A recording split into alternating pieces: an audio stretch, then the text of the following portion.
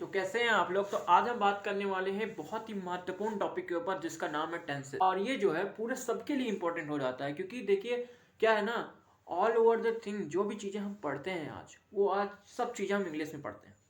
और इंग्लिश जानना हमारे लिए बहुत ज़रूरी हो जाता है। और जो हम इंग्लिश जानते हैं वो टेंसेस के ज़रिए तो जानते हैं।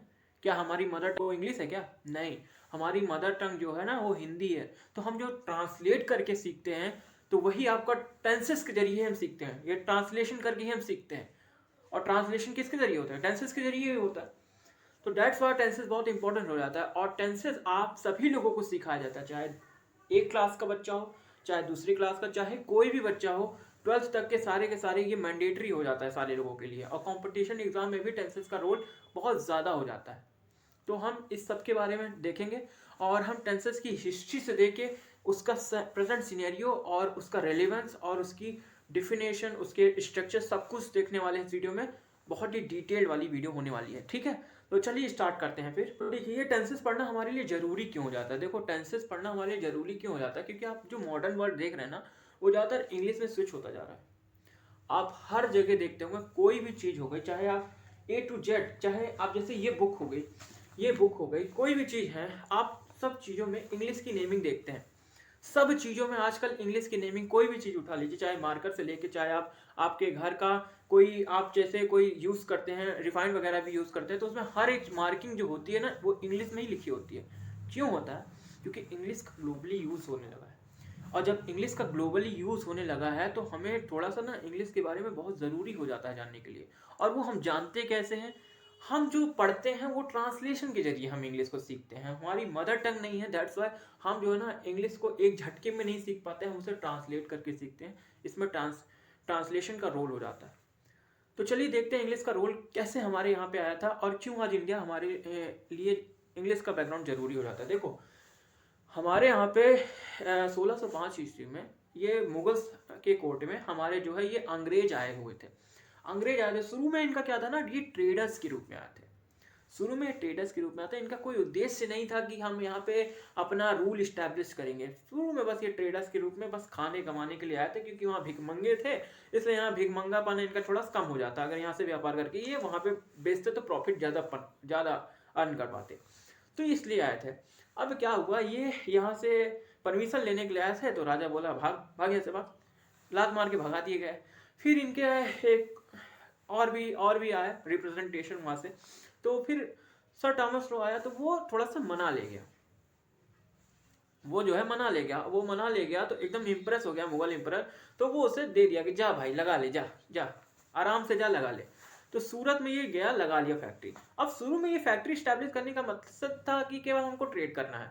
फिर धीरे धीरे जैसे मुगल एम्परर कमजोर होते गए, मुगल एम्परर अकबर के बाद जो है ना जहांगीर और औरंगजेब तक बहुत विशाल हुआ करते थे। औरंगजेब की मौत के बाद इनका मनचाहा जो ख्वाब था ना वो पैदा होने लगा कि अब हम जो है ना, अब हम केवल एक व्यापारी से नहीं, हमको इंडिया का कंट्रोल चाहिए। और जब इन्होंने 1757 में प्लासी का युद्ध जीता, फिर उसके बाद बक्सर का युद्ध 1764 में जीता, इनके पास पूरा कंट्रोल आ गया पॉलिटिकल। तो जब इनके पास पूरा पॉलिटिकल आ गया, पूरा एडमिनिस्ट्रेशन का कंट्रोल आ गया, तो अब इनका उद्देश्य था कि हमारी एजुकेशन को चेंज करना। क्योंकि पहले जमाने में क्या हुआ करता था, हिंदू के लिए आपके ये हुआ करते थे गुरुकुल वगैरह, और ये जो मुस्लिम के लिए हो गया इनके मदरसा वगैरह होता था, तो सेपरेट सेपरेट था। इनका उद्देश्य था कि एक ऐसी एजुकेशन व्यवस्था लाइए जिसमें दोनों धर्मों को समाहित करके पढ़ाया जाए, और मीडियम जो रखा जाए वो इंग्लिश रखा जाए, ताकि ये दिमाग से तो अंग्रेज हो, शरीर से भले भारतीय हो।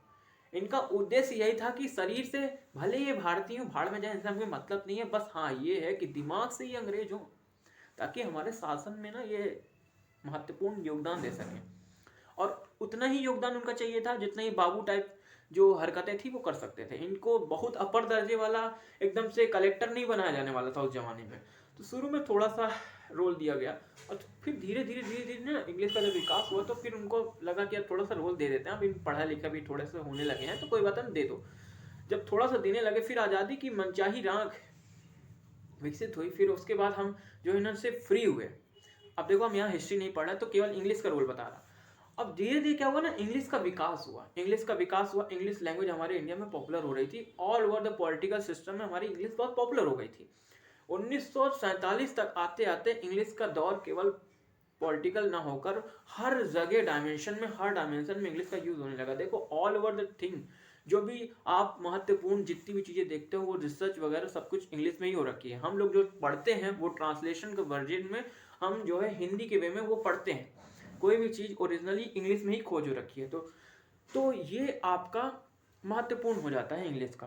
तो इंग्लिश जब आई तो हमारे यहाँ पे विचार आया कि क्या करें, हिंदी को स्विच करते हैं, हिंदी को ऑफिशियल लैंग्वेज बना लें या इंग्लिश को। तो कंट्रोवर्शियल हुआ, तो बोला कि नहीं भैया, हिंदी हमारे बोलने वाले ज़्यादा हैं और इंग्लिश हमारी जो है ना, हमारी विचारधारा थोप के गए हैं, तो हम इंग्लिश को कंटिन्यू रखते हैं। इंग्लिश को कंटिन्यू रखते हैं ताकि हमारी वर्ल्ड से कनेक्शन भी रहे और ऑल ओवर द इंडिया भी कनेक्शन रहे।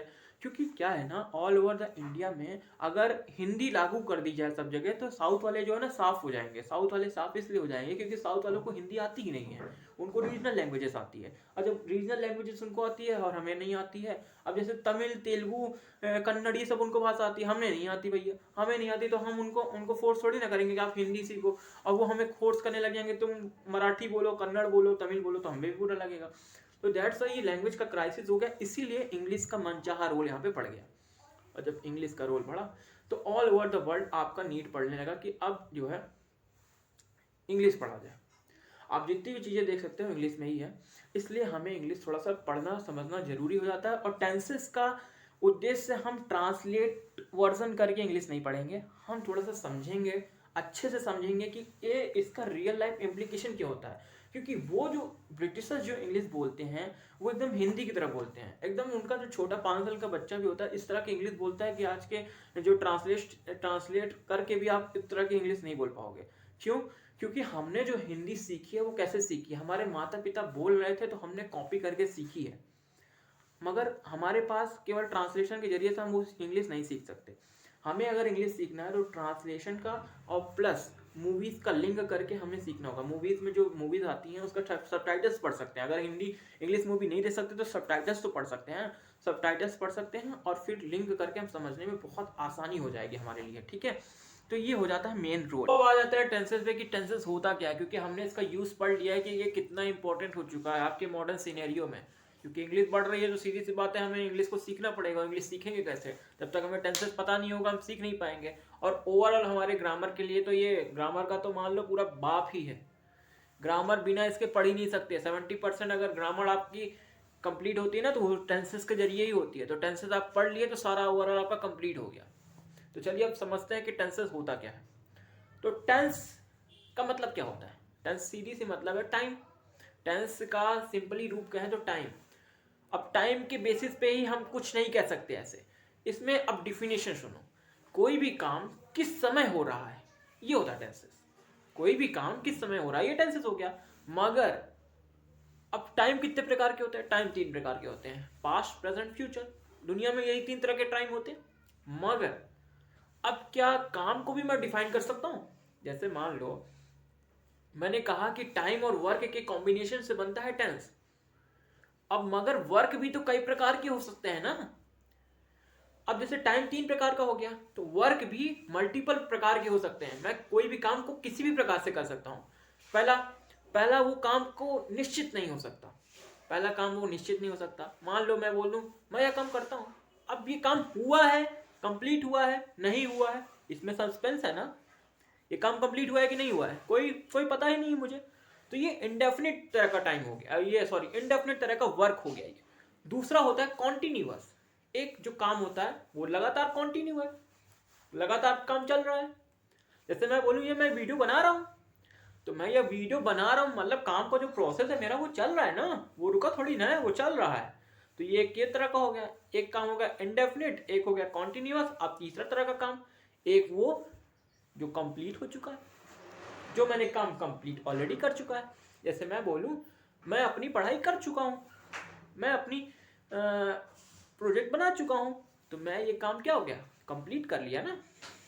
एक तरह का टाइम और वर्क का कॉम्बिनेशन और होता है, वो होता है परफेक्ट कॉन्टिन्यूअस। परफेक्ट कॉन्टिन्यूअस जो है ना थोड़ा सा लोगों को परेशानी होता है, मगर हम इसको बड़ा अच्छे तरीके से समझते हैं। देखो कोई भी काम है, जैसे मैं बोलूँ मैं ये काम कर रहा हूँ, मैं ये काम कर रहा हूँ, तो ये क्या हो गया, कॉन्टिन्यूअस हो गया कि मैं ये काम कर रहा हूँ, ये कॉन्टिन्यू चल रहा है। मगर अगर मैं ये बोलूँ कि मैं यह काम 7 साल से कर रहा हूँ, मैं ये काम 7 साल से कर रहा हूँ, तो एक बात बताओ, जब मैं ये काम 7 साल से कर रहा हूँ तो मेरे काम में परफेक्शन आएगा कि नहीं? परफेक्शन, मैं ये काम में अच्छा हो जाऊंगा कि नहीं? कोई भी काम, अगर आप कोई भी काम को 2 साल से ज़्यादा अगर आप करते हो तो वो काम आपका क्या होता है, हॉबी बन जाता है, उस काम से आपको प्यार हो जाता है। आप उसमें क्या है ना, आपका परफेक्शन अपने आप निखर के चला आता है, ठीक है, वो आपके लाइफ को पार्ट बन जाता है। अगर 2 साल से ज़्यादा अगर आपको करते करते वो काम हो गया तो परफेक्शन आप जब आ चुका है तो सीधी सी बात है, तो वो काम क्या हो गया, परफेक्ट कॉन्टिन्यूअस। परफेक्शन भी आ गया और वो काम कंटिन्यूटी में भी है, वो काम मैंने रोका नहीं है। और जब भी कोई काम कंटिन्यूटी में होता है तो अल्टीमेटली बात है कि उसमें परफेक्शन आ ही जाएगा, क्योंकि आप गलती कर करके सीखते जाते हो उसमें। मगर अगर वो काम बीच में ब्रेक हो गया तो आपका परफेक्शन आ पाएगा? बिल्कुल भी नहीं। अगर आप पढ़ाई रोज करोगे तो सीधी सी बात है आपके अंदर परफेक्शन आ पाएगा। अगर आप पढ़ाई को रोक देते हो तो आपके अंदर परफेक्शन नहीं आ पाएगा। तो ये हो गया परफेक्ट कॉन्टिन्यूअस टेंस, ठीक है। तो अब हम बनाते हैं चार के चारों। देखो, हमने अभी तक क्या सीखा था, अब स्क्रीन पे शो हो जाएगा। हमने अभी तक 3 तरह के टाइम पढ़े थे, पास्ट, प्रेजेंट, फ्यूचर, ये। अब वर्क के भी हमने टाइप देख लिए कि एक होता है जो इनडेफिनेट तरह का वर्क है, जो काम निश्चित ही नहीं है, मैं ये काम करता हूँ, अब कर चुका हूँ, करूँगा या जैसा भी है, मुझे निश्चित है ही नहीं कि ये काम मैंने कर लिया है कि नहीं। तो एक इनडेफिनिट हो गया, एक कॉन्टिन्यूअस जो लगातार काम चल रहा है, जिस पे लगातार मैं काम कर रहा हूँ, अपनी कमियां निखार रहा हूँ। और एक तरह का हो गया जो काम कंप्लीट हो चुका है, अब वो काम कंप्लीट हो गया, अब उसको छोड़ो हटाओ। और एक ऐसा तरह का काम है जो लगातार चल रहा है और उसमें मेरी क्या है, उसमें मेरी जो कमियां हैं निखर के आ रही हैं और मैं उसमें परफेक्शन हो रहा हूँ। जैसे मान लो पढ़ाई का काम हो गया, पढ़ाई आप डेली कर रहे हो तो आपके अंदर परफेक्शन आ रहा है, तो परफेक्शन भी आ रहा है। उसके बाद आप पढ़ा रहे हो तो भी परफेक्शन आ रहा है। उसके बाद अगर आप जैसे राजनीति वाले हैं, राजनीति वाले आप देखते होंगे कि वो जो कहते हैं ना, मैं 50 साल से राजनीति कर रहा हूँ, तो उनके अंदर ब्रिलियंट हो गया, वो ब्रिलियंस हो गया उस राजनीति में। तो ये भी हो जाता है। तो ये इस तरह से हमने टाइप पढ़ लिया है। तो आता है कि अब हमने टाइम और वर्क का डिफिनेशन भी सीख लिया है और उनके प्रकार भी सीख लिए हैं। अब आते हैं, अब टेंसेज में आ जाते हैं। तो हमने टेंसेज सीख लिया कि अब ये प्रेजेंट वाला जो है वो इंडेफिनिट भी हो सकता है, कॉन्टिन्यूअस भी हो सकता है, परफेक्ट भी हो सकता है, परफेक्ट कॉन्टिन्यूअस भी होता है। ऐसे पास्ट वाला भी होगा, continuous, perfect, indefinite and perfect continuous. ऐसे ही फ्यूचर वाला हो जाएगा, ऐसे ऐसे करके। अब आते हैं इनका, सीखते हैं कि इनको पहचानना कैसे होता है। ये जो हेल्पिंग वर्ब होती है और ये हमारी वर्ब होती है, what is the key phenomena of this, ये क्या है भाई? तो चलिए आपका इसका कॉन्सेप्ट पढ़ते हैं। देखो, हेल्पिंग वर्ब क्या होता है, आपकी सहायक क्रिया। जो आप सहायक क्रिया आपको जोड़ना पड़ेगा हर हर आपके सब्जेक्ट के बाद, वही क्या हो जाता है, आपका हेल्पिंग वर्ब हो जाता है। सब्जेक्ट के जस्ट बाद आपको इसके साथ जोड़ना होगा, हेल्पिंग वर्ब वही हो जाता है। अब जैसे बात करें प्रेजेंट की, स्क्रीन पर दिख जाएगा आपकी प्रेजेंट में क्या क्या हो सकती है, do, does, is, am, are, has, have, ये आपकी होगी। उसके बाद आपकी पास्ट क्या हो जाएगी, तो पास्ट की हो जाएगी डेट, हो जाएगी वाज, वर हो जाएगी, हैड हो जाएगी, ये हो जाएगी इसकी पहचान। इसकी पहचान क्या हो जाएगी फ्यूचर की, आपकी विल, शैल। और एक आपकी विल या शैल हैव हो गई, एक ये पहचान हो गई। बात आती है कि हमें ये हेल्पिंग वर्ब की जरूरत क्यों पड़ी, why we need a helping verb. देखो, जैसे मान लो एक बड़ा सा फंक्शन है, उसमें सारे कंपनी के मेंबर्स आ रखे हैं और उनको वहाँ रिवॉर्ड देना है। अब उनको रिवॉर्ड से सम्मानित करना है। जब उनको रिवॉर्ड से सम्मानित करना है तो हर कंपनी का एक अपना अपना लोगो है, कि इस कंपनी का लोगो है और उसे नेता टाइप बुला रहे हैं और उनका लोगो चला रहे हैं कि इनका कंपनी का ये लोगो है। एक उनका लोगो, उनकी लोगो क्या होता है, पहचान होती है, कि उस कंपनी से लोगो देख के उनका पहचान में आ जाएगी। जैसे मान लो मैं किसी कंपनी से जुड़ा होता तो मेरे यहाँ लोगो बना रहता है, तो वो आपका क्या पहचान हो जाता है कि आप उस कंपनी में काम कर रहे हो। तो एक ही लोगो हो जाता है। जैसे आपने देखा होगा हर स्कूल का एक ड्रेस कोड होता है, तो हर कंपनी का भी ऐसे एक लोगो होता है, तो ये पहचान कराता है। वैसे ही आपकी इन चीज़ों को देख के जो हेल्पिंग वर्ब होती है, ये इज, एम, आर हो गया, डू, डज हो गया, उधर पास्ट में आपका डिड हो गया, हैड हो गया, वाज, वर हो गया, उधर आपका फ्यूचर में आपका विल शैल हो गया, विल शैल हैव हो गया। तो ये सभी आपका क्या है, ये सभी आपका पहचान है। ये सभी भी आपका इधर लोगो है, कि इस लोगो से आपका पहचान होगी। अब हमने टाइम की तो देख लिया कि टाइम ये होता है, टाइम को रिप्रेजेंट करते हैं। टाइम का जो मतलब टाइम की जो बीवी आप समझ सकते हो, टाइम की बीवी हैं ये लोग, हेल्पिंग वर्ब वाली। अब बात करें वर्क की वाइफ कौन है, वर्क की वाइफ कौन है, तो वर्क की वाइफ जो है ना वो वर्ब है। वर्क को आप वर्ब के जरिए ही समझते हो, अगर वर्ब नहीं होगी तो आप समझ ही नहीं पाओगे कि ये किससे एसोसिएटेड है। ठीक है, इसमें भी 3 प्रकार की होती हैं, एक मेन वर्ब की फर्स्ट फॉर्म, एक मेन वर्ब की सेकंड फॉर्म, एक मेन वर्ब की थर्ड फॉर्म। जैसे आपका गो, वेंट, गॉन। एक आपका और होती है जो मेन वर्ब की फर्स्ट फॉर्म में आईएनजी जुड़ी होती है। अब इसको कैसे याद करना है, देखो जब भी कोई इंसान फर्स्ट आता है अपनी क्लास में तो उसको क्या मिलता है, उसको रिवॉर्ड मिलता है। उसको रिवॉर्ड मिलता है कि तुम बहुत काबिल हो, तुम बहुत नेक हो, तुम सोसाइटी को आगे ले जाने वाले हो, उसको ऐसा फील करवाया जाता है। तो इधर भी मेन वर्ब के साथ आईएनजी लगे रहने का मतलब है कि मेन वर्ब में आईएनजी लगी है तो इसका मतलब ये क्या है, बहुत ही ज़्यादा जो है ना अच्छा इंसान है, बहुत ही आपका इसके अंदर क्या है ना काबिलियत है इसके अंदर। और काबिलियत किसके अंदर होगी, तुम ये बताओ, काबिलियत किसके अंदर होगी, काबिलियत हमेशा उसी के अंदर होगी जो काम लगातार कर रहा होगा, जिसने छोड़ा नहीं होगा। तो कॉन्टिन्यूअस और परफेक्ट कॉन्टिन्यूअस में इसका इस्तेमाल हो जाएगा। क्यों, क्योंकि वहां तो काम लगातार चल रहा है और परफेक्शन भी आ रहा है, उधर कॉन्टिन्यूअस में भी यही काम हो रहा है कि कॉन्टिन्यूअस काम लगातार है। तो जहां पे भी आपका कॉन्टिन्यू काम लगातार चल रहा है, उस व्यक्ति को जो है ना उसको क्रेडिट देने के लिए, उसकी जो काबिलियत, उसको सम्मान देने के लिए आईएनजी लगा देते हैं। तो मेन वर्ब की फर्स्ट फॉर्म में आईएनजी लगा दिया। अब मेन वर्ब की फर्स्ट फॉर्म कहाँ लगेगी, मेन वर्ब की फर्स्ट फॉर्म लगेगी देखो उसके साथ जहाँ पे काम इंडेफिनिट है। इंडेफिनिट कहाँ पे होता है, आपका प्रेजेंट एंड फ्यूचर इंडेफिनिट में, इन सभी में काम क्या होता है, इंडेफिनिट होता है, कोई भी निश्चित नहीं होता। तो इसमें आपका जब निश्चित नहीं है तो सीधी सी बात है फर्स्ट फॉर्म लग जाएगी।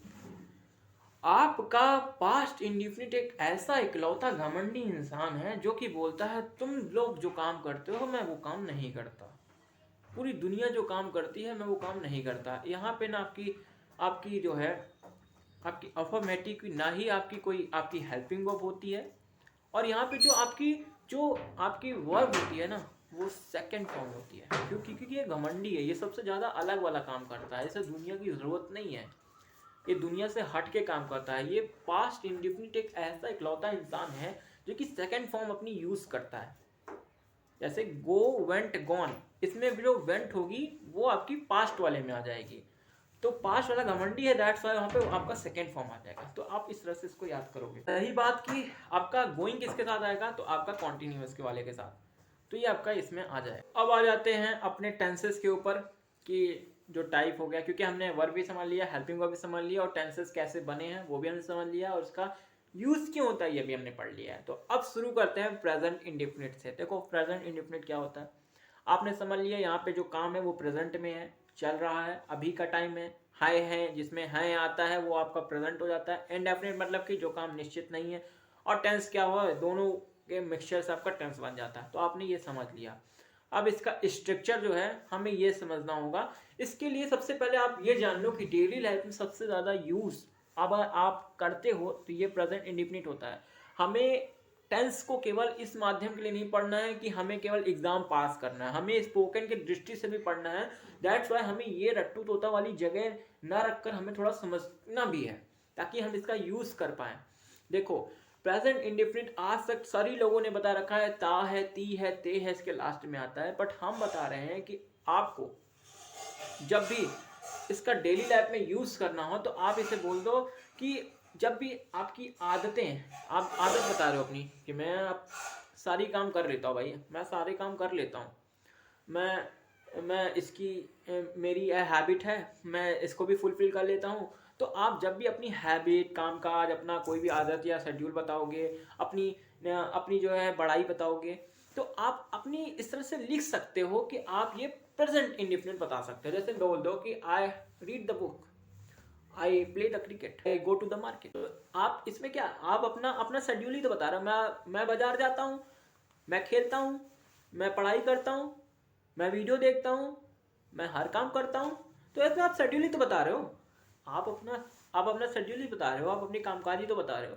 तो दैट इज व्हाट आपका ये क्या हो जाता है, आपका आदर्श शेड्यूल, आपके कामकाज, आपकी हैबिट, ये आपका प्रेजेंट इंडेफिनिट हो जाता है। एक डिफिनेशन तुम और देख सकते हो कि इनडेफिनिट का जो यूज होता है वो आपका प्रोफेशन पूछने के लिए भी होता है। कि जैसे मैं बात करूँ, प्रेजेंट में आपसे पूछा है कोई कि तुम यह काम करते हो, तुम क्रिकेट खेलते हो, तुम फुटबॉल खेलते हो, तुम राइटिंग करते हो।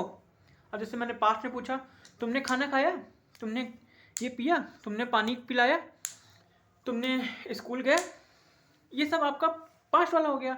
अब जैसे आपका फ्यूचर वाला अगर पूछना होगा, तुम यह काम करोगे, तुम वो काम करोगे, तुम अपना काम समय से पूरा करोगे। तुम्हारा प्रोफेशन ही तो पूछा जा रहा है यहाँ पे। अल्टीमेटली तुम्हारा यहाँ पे प्रोफेशन ही पूछा जा रहा है कि तुम यह काम करोगे, तुमने यह काम कर लिया, या तुम यह काम करते हो। अब टाइम के पूछने के नज़रिए से अलग अलग हो गया। तो एक परिभाषा ये भी हो गई कि आपका प्रोफेशन भी पूछा जाता है इसमें, कि आप यह काम करते हो, यह काम तुमने कर लिया है, यह काम तुमने कर लिया है, सॉरी है आ जाएगा तो वो काम प्रेजेंट परफेक्ट में आ जाएगा। ठीक है, अभी आपको क्लियर डिफरेंस समझा देंगे। मगर आपका क्या है ना, इनडेफिनिट में काम क्या है ना, निश्चित नहीं होता। आपको पता नहीं होता कि आपने ये काम किया है या नहीं, सामने वाले को निश्चित नहीं होता है। तो वो ऐसा पूछता है कि तुम यह काम करते हो, तुमने यह काम कर लिया, तुम यह काम करोगे। तो ऐसे आपसे वो पूछने का ट्राई करता है। ऐसे याद करो कि प्रोफेशन पूछने का भी इसका यूज होता है। अब बात करते हैं अपने प्रेजेंट इंडेफिनिट के जो स्ट्रक्चर होता है वो कैसा होता है। तो प्रेजेंट इंडेफिनिट का जो अफर्मेटिव होता है उसमें क्या होता है, सब्जेक्ट होता है, इसमें हेल्पिंग वर्ब नहीं आती है, तो इसमें मेन वर्ब आ जाती है। मेन वर्ब के फर्स्ट फॉर्म में एस या ईएस लग जाता है, फिर आपका ऑब्जेक्ट आ जाता है। देखो यहाँ पे हेल्पिंग वर्ब नहीं होती, तो जब हेल्पिंग नहीं होती तो आपका यहाँ मेन वर्ब में चेंज होता है। मेन वर्ब मतलब कि जैसे ये आपका जो काम करने चीज़ें होती हैं, काम करने लायक जो है, खाना पीना, उठना सोना जागना, ये सब जितने भी काम होते हैं ये वर्ब में आ जाते हैं। और मेन वर्ब की फर्स्ट फॉर्म में एस या ईएस लग जाता है। एस या ईएस किसके साथ लगता है, जो आपके सिंगुलर होते हैं उनके साथ एस या ईएस लग जाता है, जो प्लूरल होते हैं उनके साथ एस या ईएस नहीं लगता, उनकी वर्ब में एस या ईएस नहीं लगता। जैसे आपका बात करें, दे हो गया, वी हो गया, यू हो गया, इनके साथ आपका नहीं लगेगा। हाँ, ही शी इट, ये सबके साथ आपका लग जाएगा। आई को भी यहाँ पे आपका प्लूरल माना जाता है, तो आई के साथ भी आपका यहाँ पे आई भले इकलौता है, मगर आई के साथ क्या है ना, आई गोज टू होम, मैं घर जाता हूँ। आपका अच्छा लगेगा क्या, नहीं, आपका ऐसे अच्छा लगेगा, आई गो टू द होम। ऐसे देखो सुनने में अच्छा लग रहा है, स्टैंडर्ड भाषा यूज लग रही है, आप लग रहा है इंग्लिश के काफ़ी अच्छे जानकार हो। तो आई के साथ हम गोज नहीं लगा सकते, यस नहीं लगा सकते। दैट्स वाई हम यहाँ पे क्या ना, I go to the home, I go to the market, I write the letter, ये सब आपका क्या हो जाता है, इसमें आपका एस या एस नहीं लगता। अब क्या है, they play cricket, we go to the market, ये सब में क्या है ना, आपका नहीं आता, जो प्लूरल होते हैं इनके साथ नहीं आता। अब जैसे मैं बोलता हूँ he goes to home, she goes to home, और सी प्लेज एट क्रिकेट, तो इसमें आपका एस या एस लग गया। तो ठीक है, सिंगुलर के साथ आपका एस या एस लग जाता है मेन वर्ब की फर्स्ट फॉर्म में, और आपके इसके साथ नहीं लगता। अब देखो, मेन वर्ब की फर्स्ट फॉर्म में एस या एस लग जाता है, ये केवल इंडेफिनिट के प्रेजेंट और आपके इसी में होता है, अफर्मेटिव में, और पास्ट के जो इंडेफिनिट होता है इसी में चेंजेस होता है, जो इसमें हेल्पिंग वर्ब नहीं होती है। ये दोनों एक ऐसे नमूने हैं जो कि बोलते हैं कि हम जो है ना, हम थोड़ा से हम अपने से काम करने में फोकस करते हैं, हम हेल्पिंग वर्ब का यूज़ नहीं करते। पास्ट इंडेफिनिट के अफर्मेटिव और प्रेजेंट इंडेफिनिट के अफर्मेटिव एक दोनों ऐसे कॉम्बो हैं जो कि बोलते हैं हम हेल्पिंग वर्ब का यूज़ नहीं करने वाले। बट वहाँ पे क्या है, वो सेकंड फॉर्म यूज़ करता है, वो एकदम ऐसे पास्ट इंडेफिनिट वाला एकदम घमंडी है कि वो किसी का भी यूज़ नहीं करेगा, वो भाड़ में जाओ, मैं अपने मेन वर्ब से ही काम चलाऊंगा, मैं किसी को ऐड ऑन नहीं करूँगा। बट पास्ट इंडेफिनिट के अलावा जो ये प्रेजेंट इंडेफिनिट वाला होता है, प्रेजेंट इंडेफिनिट वाला थोड़ा सा संस्कारी भी है, थोड़ा सा हरामी भी है। संस्कारी इसमें का है कि ये हेल्पिंग वर्ब जो है ना, इसका यूज़ नहीं करता, ये बोलता है मैं अपने काम से यूज़ करूँगा। बट हाँ, ये एस या ई एस वाला कार्यक्रम भी जोड़ लेता है कि थोड़ा सा हरामीपना वाला भी काम करूँगा ना, थोड़ा सा हरामीपन और थोड़ा सा अच्छा वाला काम। तो ये दोनों का कॉम्बो है। प्रेजेंट वो और जो पास्ट वाला है वो एकदम है वाहियात है, एकदम है। और वही बात आपकी फ्यूचर इंडेफिनिट की, तो फ्यूचर इंडेफिनिट में आपके हेल्पिंग वर्ब लग जाती है, विल और शैल लग जाती है वहाँ पे। दैट्स वाई वहाँ पे आपका ना अलग सिनेरियो हो जाता है। तो आपका ये दोनों एक इकलौते नमूने हैं जिसमें आपका हेल्पिंग वर्ब ना लगकर आपका मेन वर्ब की जो क्रिया होती है इसमें ट्रांसफॉर्मेशन हो जाता है। ठीक है, अब आते हैं निगेटिव में। तो निगेटिव में आपका क्या हो जाएगा, सब्जेक्ट आ जाएगा, उसके बाद आपका डू या डज आ जाएगा, फिर नॉट आ जाएगा, फिर उसके बाद जैसा आपका मेन वर्ब का फर्स्ट फॉर्म आ जाएगा, और फिर आपका क्या हो जाएगा, ऑब्जेक्ट आ जाएगा। देखो अब यहाँ पे डू या डज आ गया। डू मतलब क्या होता है, काम करना, डू मतलब काम करना, और ई एस ऑलरेडी यहाँ लग चुका है, तो मेन वर्ब की फर्स्ट फॉर्म में अब जो ना यहाँ चेंजेस नहीं होगा। जब ई एस लग चुका है तो अब काहे बीच बार ई एस लगाओगे क्या, तो अब यहाँ मेन वर्ब की फर्स्ट फॉर्म ही रहेगी।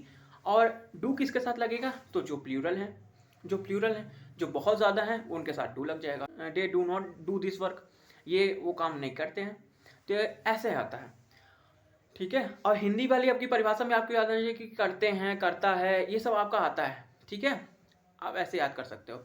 और इसमें आपका डू किसके साथ, प्लूरल के साथ। आपका आई के साथ भी डू का यूज होगा। बोला ना, आई के साथ आपका डस थोड़ी ना अच्छा लगेगा, आई डू यूज करो, अच्छा लगेगा। I do not do, I do not do, I don't know, I I don't know this meaning, I don't know how to work.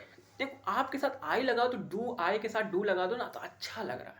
Do does लगाओगे वो फील नहीं आएगा। ही does not do this work, वो ये काम नहीं करता। अब ही के साथ आपका डज नॉट लग गया, he does not do this work, वो काम ये नहीं करता। अब she does not do this work, ऐसे हो गया।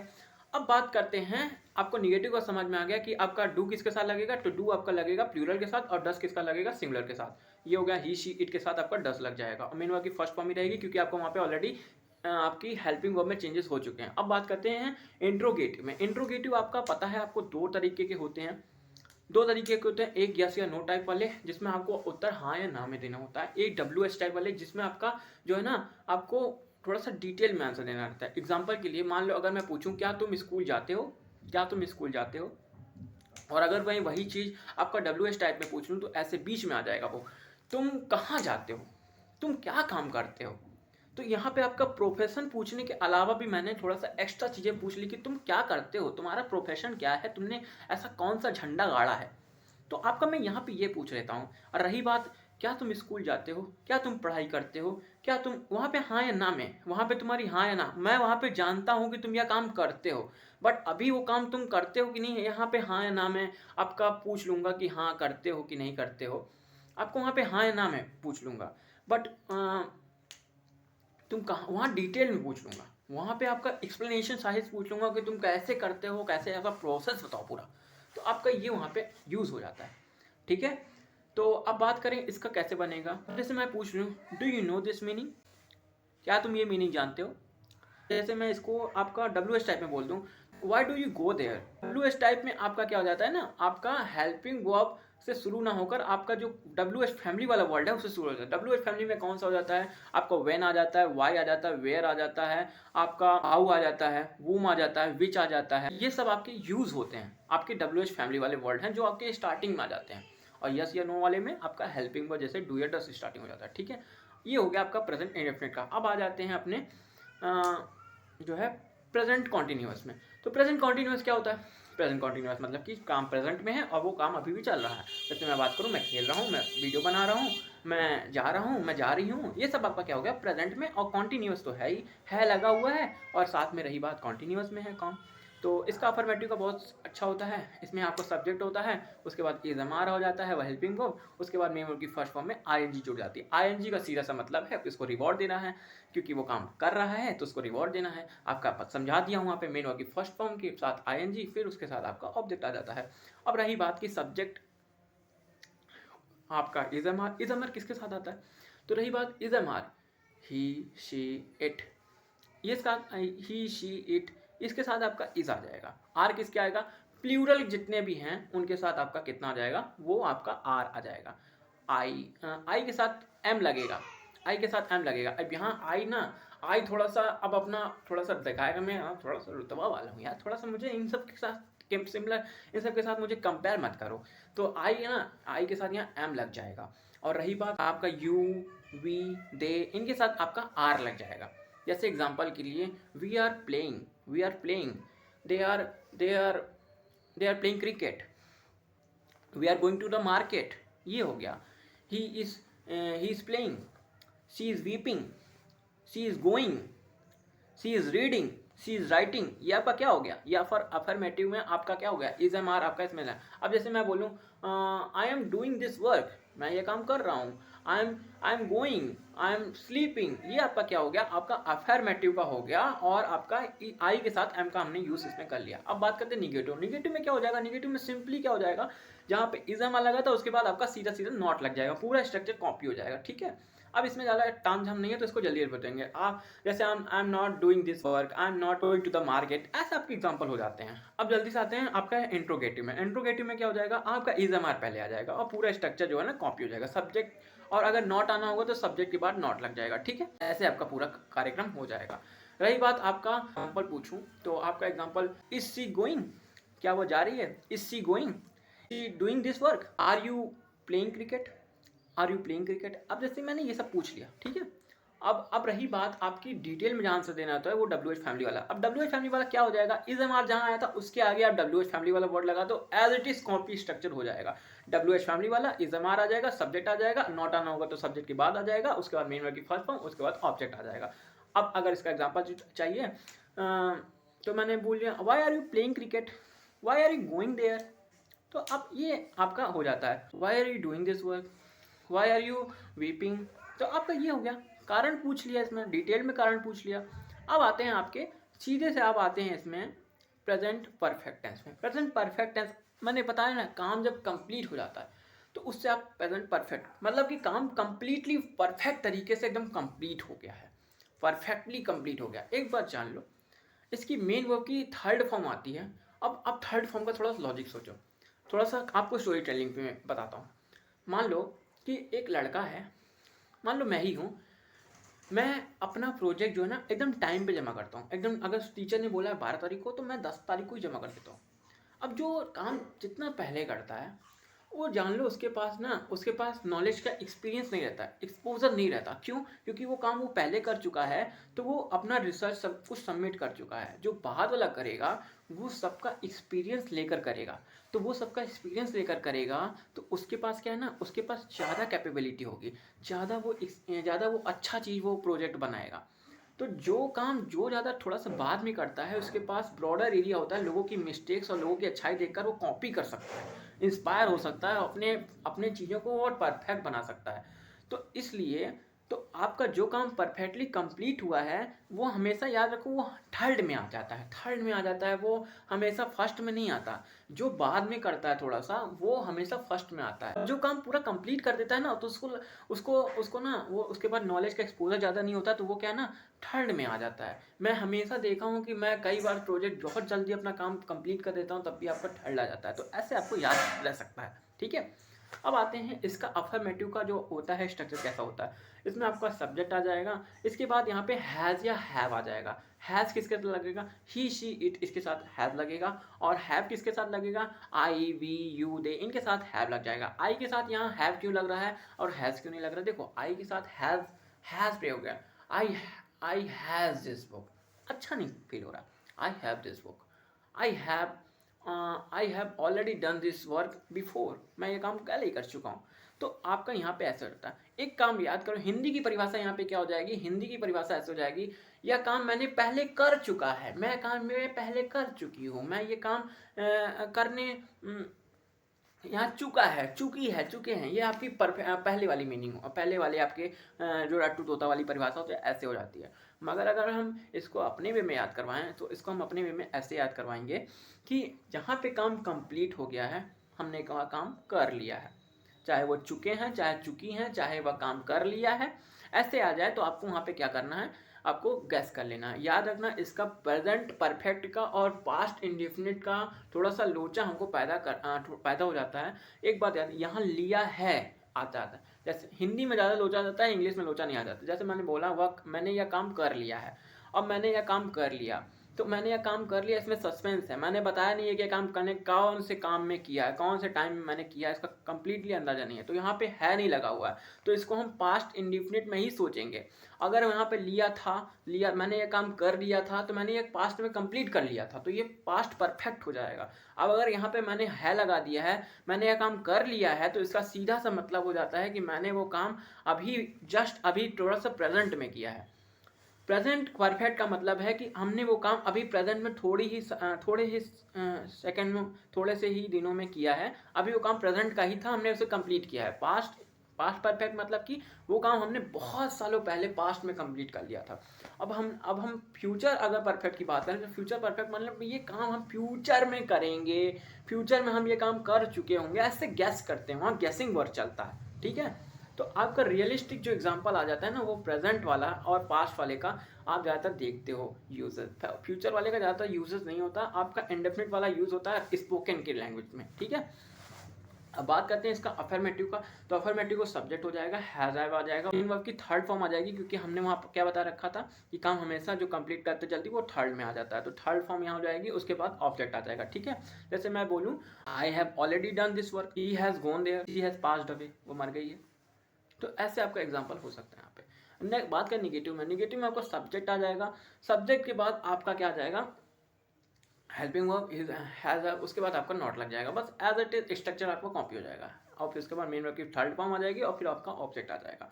अब जैसे बोलूँ I have not this book, जैसे मैं बोलूँ मैंने यह काम नहीं किया है, मैंने यह काम नहीं किया, आई have not done this work. जैसे मैं बोलूँ मैंने ताजमहल नहीं देखा, आई have not seen the Taj Mahal. मैं बोल दूँ अयोध्या नहीं गया हूँ, आई हैव नॉट गॉन अयोध्या, ठीक है। ऐसे एग्जाम्पल आपको हो जाएगा। रही बात इंट्रोगेटिव में, तो इंट्रोगेटिव आपको पता है कि यस या नो टाइप आ जाता है, तो आपका हैज़ हैव से स्टार्टिंग हो जाएगा, हैज़ हैव सब्जेक्ट, और अगर आपका नॉट आएगा तो सब्जेक्ट के बाद आपका लग जाएगा। उसके बाद आपका मेन वर्ब की थर्ड फॉर्म, उसके बाद ऑब्जेक्ट आपका लग जाएगा। उसके बाद इंट्रोगेटिव के जो डबल वाला हो जाता है, जो बीच वाला आ जाता है, तुम यह काम क्या करते हो, तुम यह काम कैसे करते हो, अपना प्रोसेस बताओ, उसमें डिटेल में आंसर देना रहता है, तो उसका आप WH फैमिली वाला वर्ड लगा दोगे। उसके बाद आपका आ जाएगा क्या, हेल्पिंग वर्ब, उसके बाद आपका सब्जेक्ट, उसके बाद आपका ये सब ऐसे कॉपी स्ट्रक्चर होता चला जाएगा, जैसे आपका यस या नो टाइप में हुआ था, ठीक है। थोड़ा सा जल्दी जल्दी बता रहे हैं क्योंकि आपका टॉपिक थोड़ा सा हमारे पास ज़्यादा है, दैट्स वाई हमें थोड़ा सा रफ्तार में खींचना पड़ेगा, ठीक है। अब हमने जैसे मैं बोलूँ, एक एग्जांपल आपको दे देता हूँ, तुमने यह चीज़ कहाँ देखी है, where you have seen this. तो अब ऐसे आपका एग्जांपल हो जाता है। अब रही बात कि आपका आ जाता है प्रेजेंट परफेक्ट कॉन्टिन्यूअस में, क्या होता है कि आपका काम कॉन्टिन्यूटी में भी रहता है और वो आपका क्या ना उस काम में परफेक्शन आ रहा होता है। तो आप यहाँ पे ऐसे अंदाजा लगाओ कि परफेक्ट कॉन्टिन्यूअस। अब रही बात कि इसमें परफेक्ट और कॉन्टिन्यूअस दोनों है, कॉन्टिन्यूटी में भी चल रहा है और काम परफेक्टली कंप्लीट भी हो रहा है, तो दोनों के सबमिशन से ये टेंस बना हुआ है, ठीक है। तो दोनों के सबमिशन से टेंस बना हुआ है, तो यहाँ पे दोनों का यूज होगा। देखो जैसे माँ बाप हैं, दोनों के सहयोग से एक बच्चे का प्रोडक्शन होता है। तो जब प्रोडक्शन दोनों के सहयोग से होता है, तो माँ बाप के भी अंश उस लड़के में होते हैं, माँ के भी अंश होते हैं और पापा के भी अंश उसमें होते हैं। तो दोनों के अंश से वो बच्चा मिलके बना होता है। ऐसे ही जब वहाँ पे प्रेजेंट परफेक्ट कॉन्टिन्यूअस है, तो कॉन्टिन्यूअस और परफेक्ट दोनों के मिलन से ये जब बना है, तो इसमें क्या होगा ना, इसमें आपका परफेक्ट का भी जो है आपका लेना देना होगा कॉन्टिन्यूअस का। अब रही बात कि कॉन्टिन्यूअस का लेना देना किस में होगा, जैसे मैं यह काम 50 साल से कर रहा हूँ, तो यहाँ पे आपको क्या समझ में आया कि टाइम दिया होगा और कॉन्टिन्यूटी में चल रहा होगा और वो काम कंप्लीटली परफेक्ट तरीके से कंप्लीट भी हो रहा है, परफेक्शन आ रहा है। तो ठीक है, तो आपका जब यहाँ कंप्लीट हो रहा है वो, तो आपका ये क्या है, वर्ब जो होगी, मेन वर्ब जो आपकी हो जाएगी वो आईएनजी वाली लग जाएगी, क्योंकि आपको रिवॉर्ड देना है ना, रिवॉर्ड देना है किसी को, तो रिवॉर्ड वाला आपका मेन वर्ब की मेन वर्ब की फर्स्ट फॉर्म में आईएनजी लग जाएगी। उसके बाद रही बात कि आपकी हेल्पिंग वर्ब क्या यूज़ होगी, तो हेल्पिंग वर्ब की जो है ना ये परफेक्ट वाली यूज़ होगी, क्योंकि आपका परफेक्ट तरीके से कंप्लीट भी तो हो रहा है ना, तो दैट्स वाई आपका यहाँ पे हैज़ या हैव लगेगा। अब हैज़ हैव लगेगा तो परफेक्ट से कॉपी हो जाएगा, तो यहाँ पे हम एक नया वर्ड लगाते हैं बीन, BEEN, बीन। क्यों, अब हम बीन का क्या लोचा, हमने यहाँ बीन क्यों लगाया, बीन का लोचा इसलिए है क्योंकि सीधी सी बात है, ये एक ऐसा यूनिक बंदा है जो बोलता है मैं थोड़ा सा हटके काम करूंगा, थोड़ा सा हटके काम करूंगा, तो मेरा थोड़ा सा हटके बनना है, तो ये सबसे कॉपी करता है। एक बात याद रखो, जो कॉपी करता है ना वो हमेशा अपने आप को यूनिक दर्शाता है। तो जब इसने कॉपी किया है दोनों से, परफेक्ट और कॉन्टिन्यूअस है, तो ये अपने को थोड़ा सा यूनिक बनाएगा, थोड़ा सा यूनिक बनाएगा, तो इसकी जो वर्ब होती है ना वो आपकी फर्स्ट फॉर्म में आईएनजी लग जाती है। तो आप लोग बोलेंगे नहीं ये तो कॉन्टिन्यूअस हो गया, तो बोलता है नहीं नहीं नहीं नहीं, मेरा जो हेल्पिंग वर्ब है वो तो हैज़ है वह। अब बोलेंगे तुमने परफेक्ट से कॉपी कर लिया, तो बोला नहीं नहीं नहीं, मैंने बीन भी लगा रखा है इसमें, तो बीन भी लगा है। अब बोला तुमने तो दोनों को कॉपी कर लिया, तो आप बोलते हैं नहीं नहीं, सब में उन सब में सिंस या फॉर का यूज़ नहीं होता है, मेरे में सिंस या फॉर का भी यूज़ होता है। तो ये अपने आप को यूनिक बनाने का ना पूरे तरीके से भरसक प्रयास करता है। 3 चीज़ें इसमें महत्वपूर्ण हैं, हेल्पिंग वर्ब, मेन वर्ब, और आपका इसमें टाइम का प्रदर्शन होता है यूनिक बनाने के लिए इस टेंस को। तो एक टेंस समझ लेंगे, उसके बाद धीरे धीरे रफ्तार से हम खींचेंगे। हेल्पिंग वर्ब, हेल्पिंग वर्ब आपकी जो है परफेक्ट वाली आ जाती है। जैसे आपका प्रेजेंट में परफेक्ट में आपका हेल्पिंग वर्ब कौन सी थी, हैज़ या हैव। अब कॉपी हो जाएगा तो इसमें आपका बीन लग जाएगा, ठीक है। मेन वर्ब की फर्स्ट फॉर्म में आईएनजी लग जाती है। आईएनजी क्यों लगती है, क्योंकि आपका वो काम कंटिन्यूटी में चल रहा है तो आपका उसको जो है ना इनाम देने के लिए आपका आईएनजी लग जाएगा। रही बात आपकी जो है सिंस या फॉर क्यों लगा, सिंस या फॉर इसलिए लगा क्योंकि आपका वो टाइम काफ़ी अरसे से चल रहा है, तो आपका यहाँ टाइमिंग को दर्शाने के लिए सिंस या फॉर का यूज़ किया जाता है। अब सिंस किसके साथ लगेगा, सिंस उसके साथ लगेगा जो काम निश्चित है।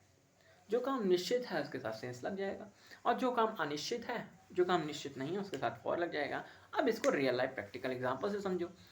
सिंस एक ऐसा लड़का है कि जो बहुत आलसी है, सिंस एक ऐसा लड़का जो बहुत आलसी है, उसको काम करने का ज़्यादा मन नहीं करता, वो हमेशा एक सटीक एग्जांपल देता है कि मैं ये काम मंडे से करूँगा, मैं ये काम 16 जनवरी से करूँगा। वो ऐसा लेजी पर्सन है ना, वो हमेशा टाइम को बहुत नोटिस देता है कि मैं ये काम 5 बजे से करूँगा, मैं ये काम अभी नहीं 5 बजे से करूँगा, मंडे से करूँगा, मैं ये काम ऐसे करूँगा।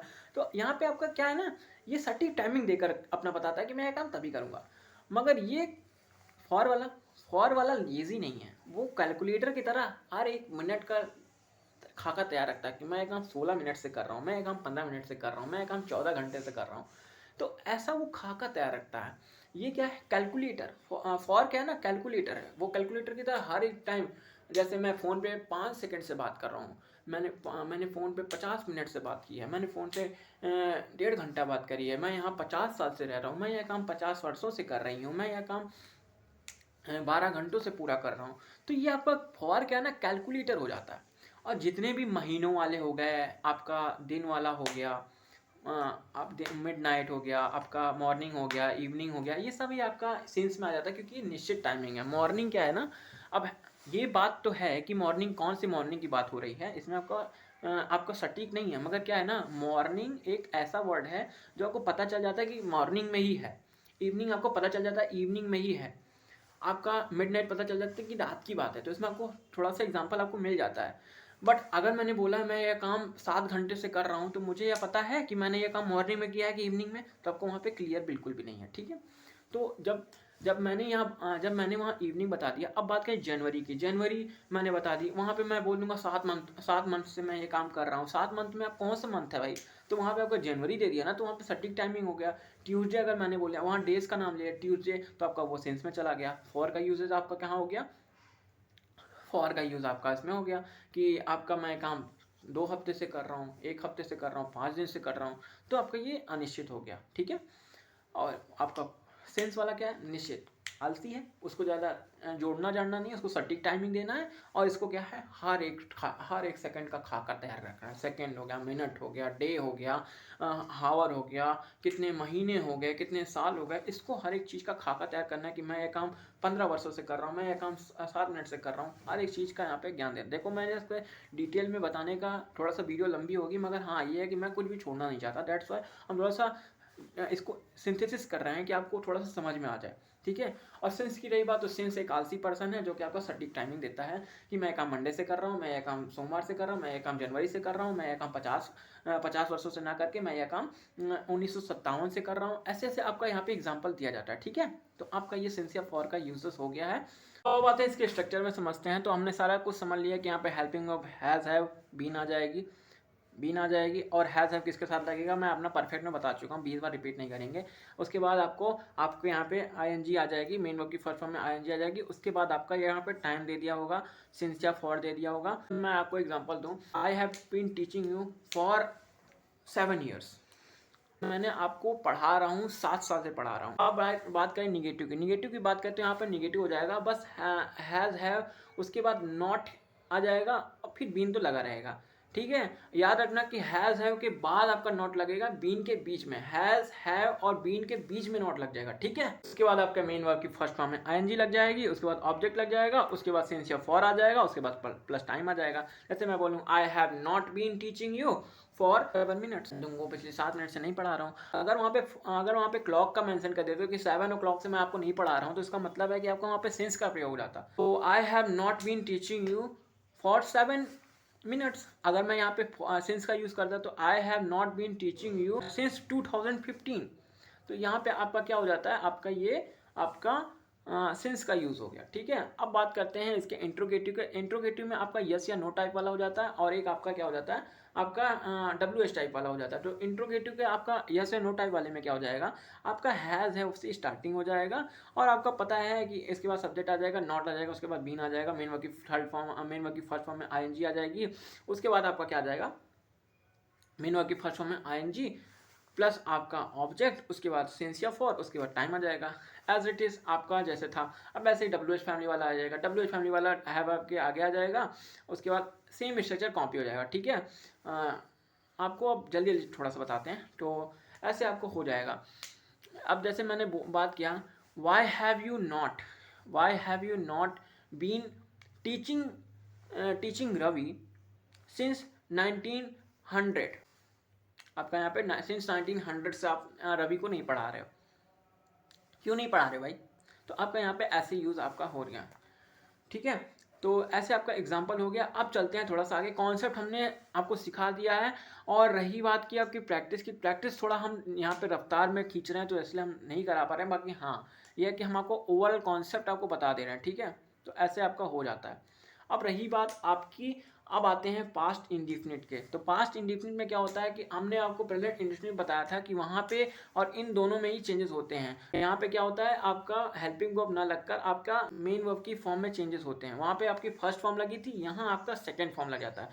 पास्ट इंडिफिनिट ही एक ऐसा सेंटेंस है जिसमें आपका सेकेंड फॉर्म लगती है। बाकी पूरे के पूरे ग्रामर में आपका सेकेंड फॉर्म किसी के साथ नहीं लगता है, आपका पास्ट वाले की ही साथ लगता है। किसी की सेकंड फॉर्म लिखी है तो आप जान रहे हो कि ये पास्ट इंडेफिनिट की बात कर रहा है। जैसे मैं बात करूँ, वो वेंट गॉन, वेंट आ गया कहीं पे, तो आप समझ जाओ कि ये पास्ट इंडेफिनिट की बात हो रही है। अब रही बात इसको हिंदी में कैसे पहचानेंगे, हिंदी में आपका लोचा थोड़ा सा हो जाता है। मैंने आपको बताया था कि आपका ये पास्ट इंडेफिनिट और प्रेजेंट परफेक्ट और इसका आपका पास्ट परफेक्ट से भी लोचा हो जाता है, क्योंकि ये थोड़ा सा कन्फ्यूजन वाला हो जाता है। देखो, मैंने यह काम कर लिया है, तो मैंने यह काम कंप्लीट कर लिया है। अब ये है की बात हो रही, तो ये आपका प्रेजेंट परफेक्ट टेंस हो जाता है। और रही बात मैंने यह काम कर लिया, तो यहाँ पे इस पर टाइम का आपका कॉन्सेप्ट मैंने नहीं दिया कि मैंने यह काम कर लिया है पूरा, कि कर लिया था, कि मैंने यह काम पूरा बताया नहीं है। तो यहाँ पे आधा सस्पेंस वाली, जहाँ पे भी सस्पेंस की बात होती है तो वहाँ पे आपका इंडेफिनिट आ जाता है। तो यहाँ पे आपका काम कर लिया, तो आपका यहाँ पे इंडेफिनिट आ गया।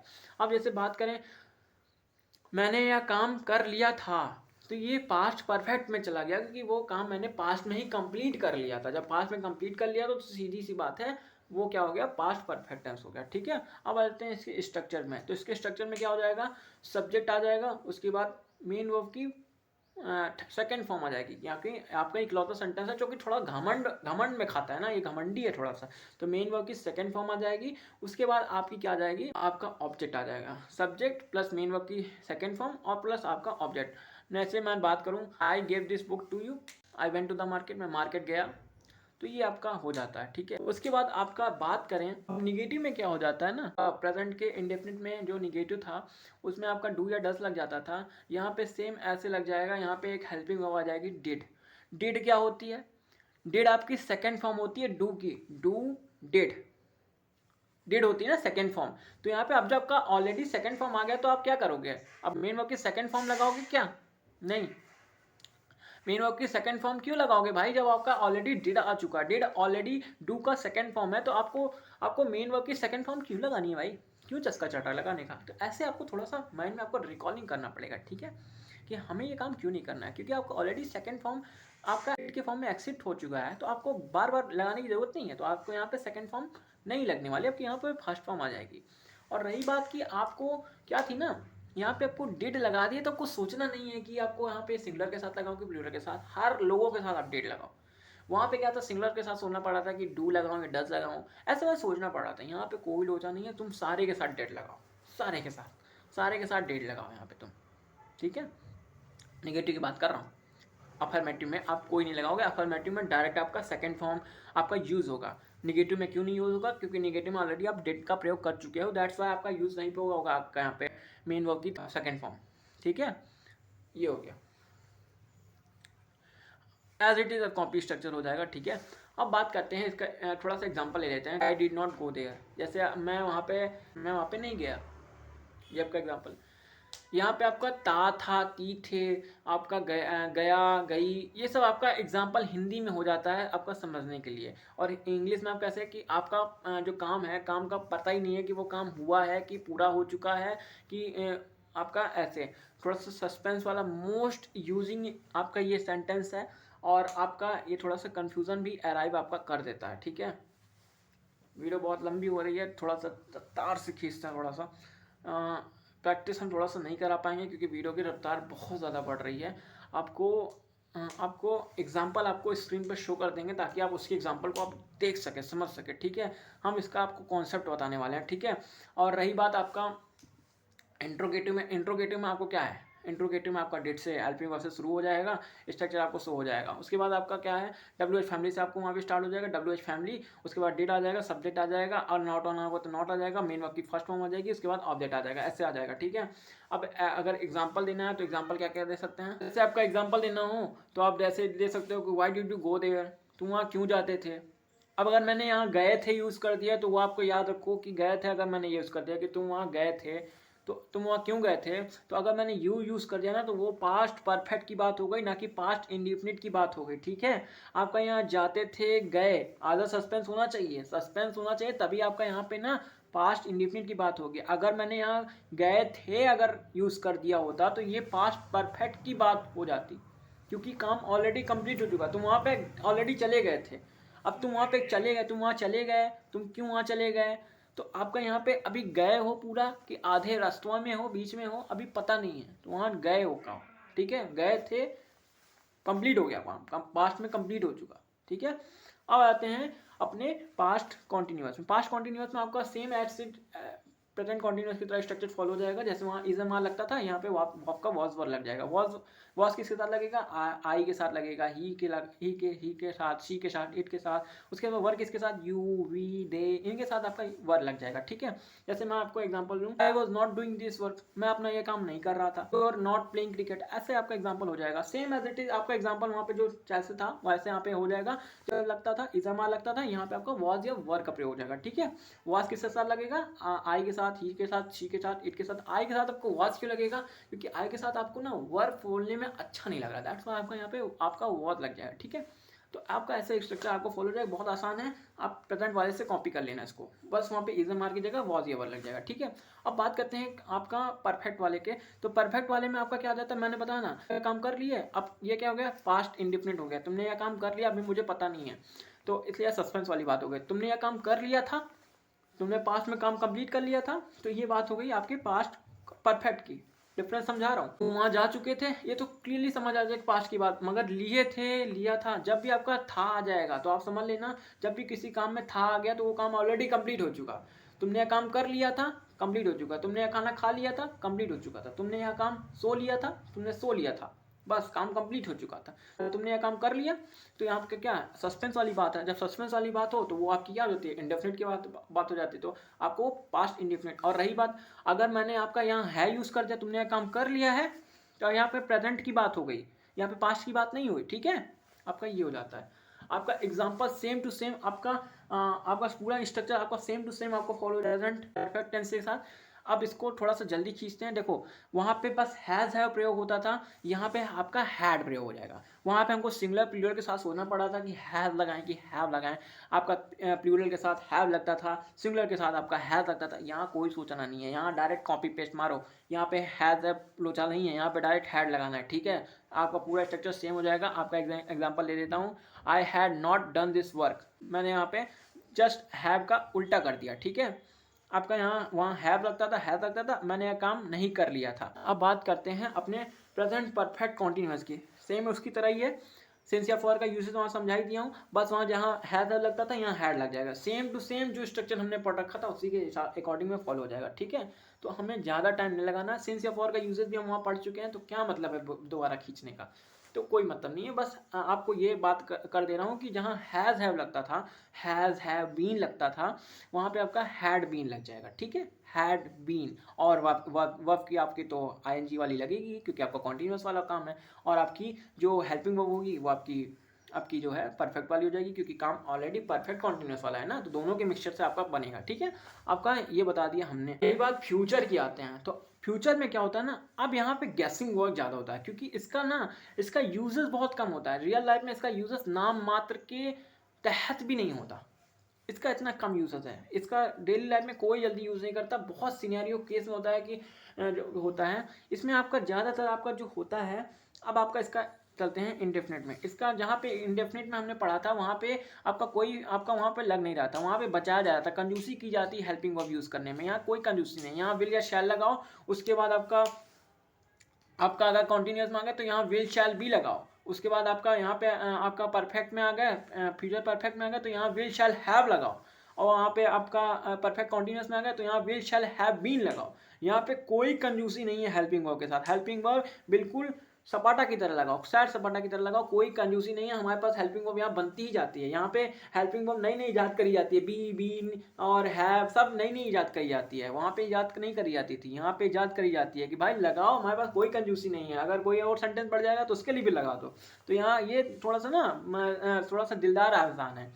दिलदार इंसान है कि मतलब कि हर एक चीज़ को यूटिलाइज करेंगे, बढ़ाते जाओ बढ़ाते जाओ बढ़ाते जाओ बढ़ाते जाओ, तो यहाँ पे बढ़ता ही जाता है। ठीक है, तो आपका यहाँ पे आ जाता है फ्यूचर की बात, फ्यूचर इंडेफिनिट में। तो फ्यूचर इंडेफिनिट तुम यह काम करोगे, तुम यह काम करोगी, आपका विल या शैल किसके साथ, विल या शैल समझ लो।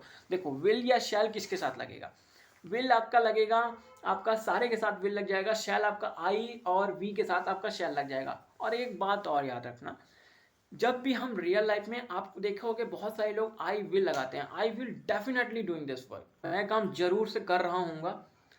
तो आपका यहाँ पे विल क्यों लग गया, आई के साथ विल क्यों लग गया, शैल क्यों नहीं लगा? क्योंकि जब भी आप डेफिनेट टाइम, जब भी आप कोई प्रॉमिस देते हो कि मैं यह काम पूरा करूँगा ही करूँगा, I will do this work, मैं यह काम डेफिनेटली करूँगा, जब डेफिनेटली की परिभाषा आ जाती है तो वहाँ पे विल लग जाता है, ना कि आपका शैल लगता है। पर टेंसेस की परिभाषा के अनुसार से शैल लग जाता है, बट आपका जब भी आप यहाँ पे आप ग्रामर की दृष्टि से देखो तो वहाँ पे आपका विल लग जाता है। ठीक है, मतलब कि डेफिनेट टाइमिंग के हिसाब से कि मैं डेफिनेटली करूँगा, definitely I will definitely doing this work, ये काम जरूर कर रहा हूँ।